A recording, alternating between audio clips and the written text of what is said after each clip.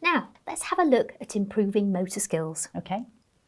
So if you think of the body being like a tree, and that in order to have controlled movements of our limbs, our arms and our legs, which are like the branches of the tree, and then more precise movements of your hands, your fingers and your feet and toes, which are like the leaves, the trunk of the tree, or the core, needs to be really strong and secure.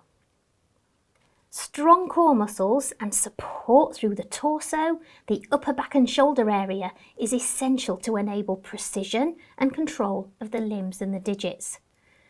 Our resources provide lots of opportunities for children to build core strength and improve their motor skills in a really fun, engaging and really safe way. Have a look at this one. Hungry caterpillar on the ground, and my tummy makes a loud rumbling sound.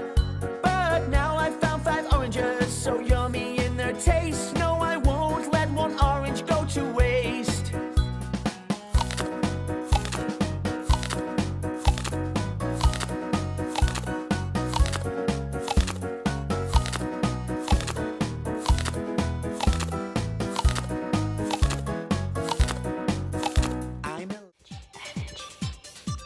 Side plank. Twist. Twist. Twist. Run round.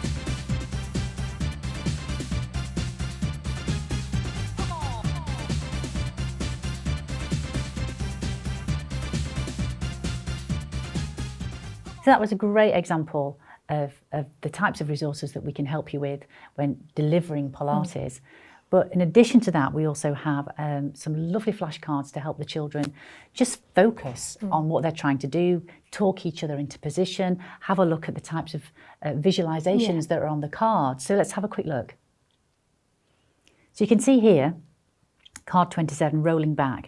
It tells you how to do it, shows you how to do it, and then describes other ways of visualization to think about. So it's like a rocking chair, it's like a ball rolling forwards and backwards, or a turtle on its back. So anything that will really reach out to children and get them to think, oh yes, I understand what that means now.